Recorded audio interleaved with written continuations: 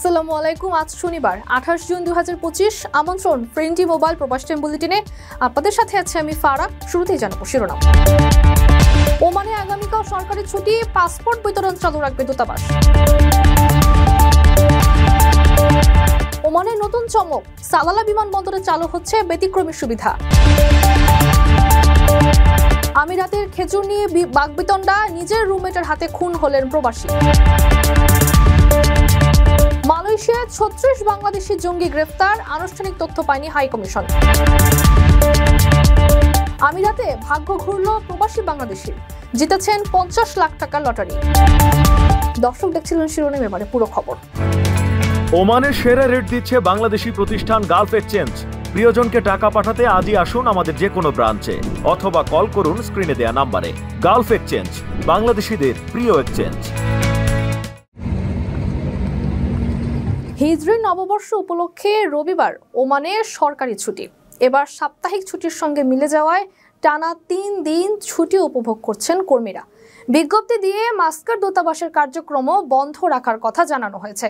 তবে প্রবাসীদের সুবিধায় রোববার হটলাইন নম্বর এবং সকাল 9টা থেকে বিকাল 3:30 পর্যন্ত সকল ধরনের পাসপোর্ট বিতরণ কার্যক্রম চালু থাকবে বলেও ঘোষণা দেওয়া হয়। শ্রম মন্ত্রণালয়ের পক্ষ থেকে জারি করা এক ঘোষণায় বলা হয়েছে, ছুটির দিনে কোনো প্রতিষ্ঠান যদি তাদের প্রকৃত প্রয়োজন বিবেচনায় কর্মীদের দায়িত্বে রাখে তাহলে পারস্পরিক সমঝোতার ভিত্তিতে কাজ করানো যেতে পারে। এক্ষেত্রে কর্মীদের পরবর্তীতে যথাযথ ছুটির সুবিধা বা ভাতা প্রমাণ করতে হবে। হিজরি নববর্ষ উপলক্ষে উপসাগরীয় দেশগুলোতে মহররমের প্রথম দিন ছুটি হিসেবে পালিত হয়। তবে এবার সাপ্তাহিক ছুটির সঙ্গে মিলে যাওয়ায় টানা 3 দিন ছুটি মিলেছে কর্মীদের। ছুটি শেষে সোমবার থেকে যথারীতি অফিস কার্যক্রম চালু হবে। ওমানে প্রথম শ্রেণীর হাইপার মার্কেটে কাজের সুবর্ণ সুযোগ। প্যাকিং, ক্লিনিং আর লোড আনলোডিং কাজে নিয়োগ হবে 25 জনকে। যোগাযোগ করুন স্ক্রিনে দেওয়া নাম্বারে। যাত্রীদের বিমান ভ্রমণ আরও আরামদায়ক করতে ওমানের সালালা বিমানবন্দরে চালু হতে যাচ্ছে ড্রাইভ থ্রু চেক ইন সুবিধা। ট্রাভেল ইজিয়ার নামের একটি প্রকল্পের আওতায় আগামী 15 জুলাই থেকে 15 অক্টোবর পর্যন্ত যা কার্যকর থাকবে। ফলে প্রতিদিন সকাল 8টা থেকে রাত 8টা পর্যন্ত যাত্রীরা এখন গাড়ি থেকে না নেমেই চেক ইন করতে পারবেন। সেই সাথে সংগ্রহ করতে পারবেন বোর্ডিং পাস, এমনকি লাগেজও জমা দিতে পারবেন। ধারণা করা হচ্ছে খারিফ ঘিরে সালালা শহরে পর্যটকদের উপচে পড়া ভিড় সামলাতে এই পদক্ষেপ নেওয়া হয়েছে। বিমান ভ্রমণ যেন একটু বেশি আরামদায়ক হয়, সেই লক্ষ্যে এবার ওমানের সালালা বিমানবন্দর চালু করতে যাচ্ছে নতুন এক সুবিধা, ড্রাইভ থ্রু চেক ইন, যার ফলে যাত্রীরা এখন গাড়ি থেকে না নেমেই চেক ইন করতে পারবেন। সেই সাথে সংগ্রহ করতে পারবেন বোর্ডিং পাস, এমনকি লাগেজও জমা দিতে পারবেন। এই সেবা চালু হচ্ছে 15 জুলাই থেকে এবং চলবে 15 অক্টোবর পর্যন্ত। সালালা বিমানবন্দর এই প্রকল্পের নাম দিয়েছে ট্রাভেল ইজিয়ার। প্রতিদিন সকাল 8টা থেকে রাত 8টা পর্যন্ত চালু থাকবে এই সেবা।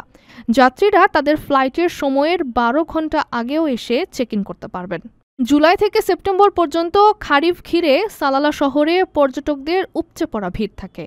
সেই চাপ সামলাতেই এই নতুন সুবিধা চালু করেছে কর্তৃপক্ষ। যাত্রীদের জন্য যাত্রা আরও ঝামেলাবিহীন ও সময় সাশ্রয়ী করতে এই অভিনব ব্যবস্থা নেওয়া হয়েছে।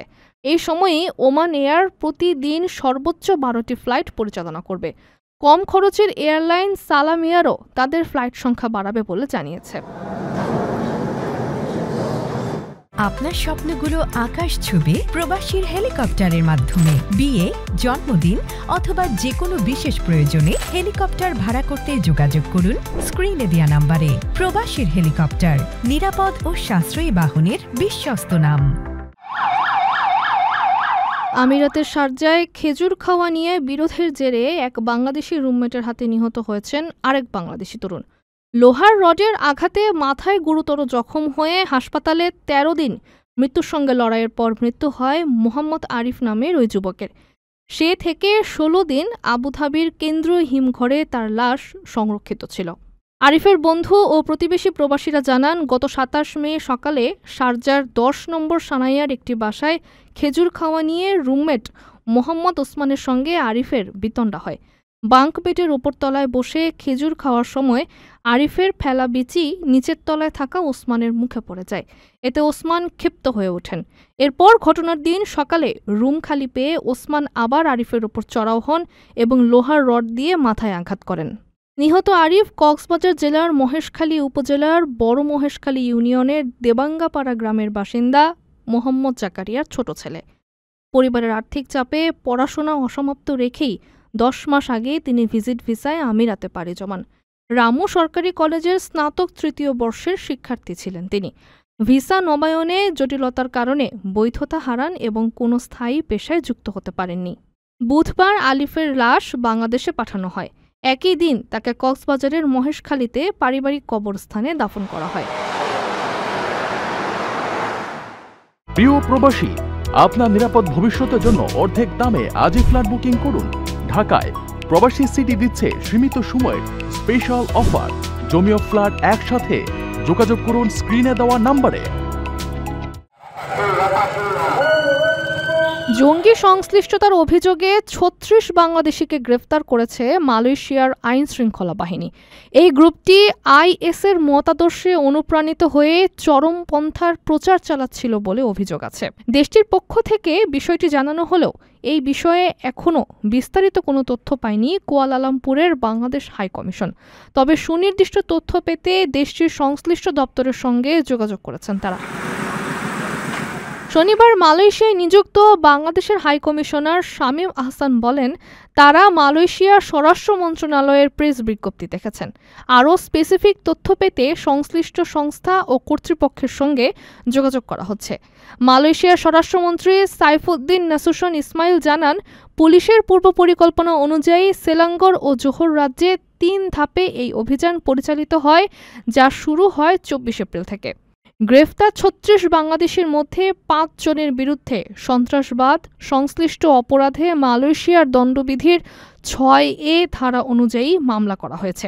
শাহ আলম এবং জোহর বাহরুর দায়রা আদালতে তাদের অভিযুক্ত করা হয়। সাইফুদ্দিন জানান, গ্রেফতারকৃতদের মধ্যে 15 জনকে মালয়েশিয়া থেকে বহিষ্কারের নির্দেশ দেওয়া হয়েছে। অন্য 16 জনের বিরুদ্ধে এখনও জঙ্গি সংশ্লিষ্টতার বিষয়ে তদন্ত চলছে। জানানো হয়েছে, এই ব্যক্তিরা তাদের নিজ সম্প্রদায়ের মধ্যে চরমপন্থার ধারণা ছড়িয়ে দেওয়ার উদ্দেশ্যে একটি সেল গঠন করেন। এই সেল মূলত উগ্রবাদী দীক্ষা দেয়া সন্ত্রাসী কর্মকাণ্ডের অর্থ সংগ্রহ এবং নিজ দেশের সরকারকে উৎখাতের উদ্দেশ্যে কাজ করছিল বলে জানান সাইফুদ্দিন।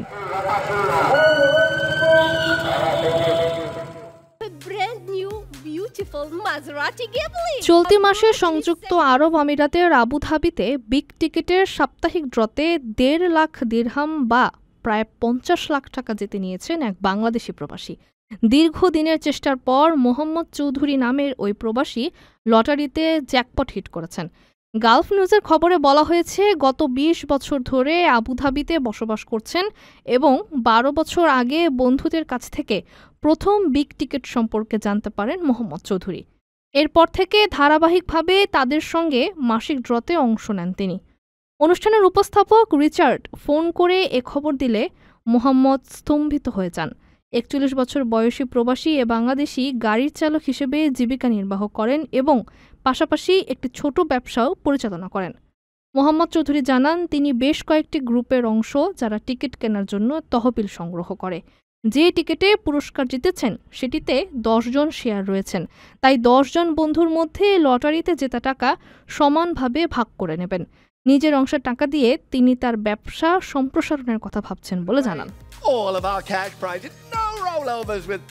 দর্শক দেখছিলেন ফ্রেন্ডলি মোবাইল প্রবাস টাইম বুলেটিন। শেষ করার আগে শিরোনামগুলো জানিয়ে দিচ্ছি আরও একবার। ওমানে আগামীকাল সরকারি ছুটি, পাসপোর্ট বিতরণ চালু রাখবে দূতাবাস। ওমানের নতুন চমক, সালালা বিমানবন্দরে চালু হচ্ছে ব্যতিক্রমী সুবিধা।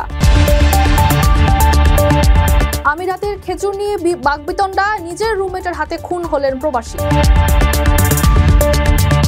মালয়েশিয়ায় 36 বাংলাদেশি জঙ্গি গ্রেফতার, আনুষ্ঠানিক তথ্য পায়নি হাইকমিশন। আমিরাতে ভাগ্য ঘুরল প্রবাসী বাংলাদেশির, জিতেছেন 50 লাখ টাকা লটারি। এই ছিল ফ্রেন্ডলি মোবাইল প্রবাস টাইম বুলেটিনের আজকের আয়োজনে। প্রবাসীর সর্বশেষ সংবাদ পেতে ভিজিট করুন www.probastime.net। সাবস্ক্রাইব করুন আমাদের ইউটিউব চ্যানেল এবং চোখ রাখুন ফেসবুক পেজে। পরবর্তী বুলেটিন দেখার আমন্ত্রণ জানিয়ে আজকের মতো বিদায় নিচ্ছি আমি। সেই পর্যন্ত সবাই ভালো থাকবেন এবং নিরাপদে থাকবেন। আল্লাহ হাফেজ।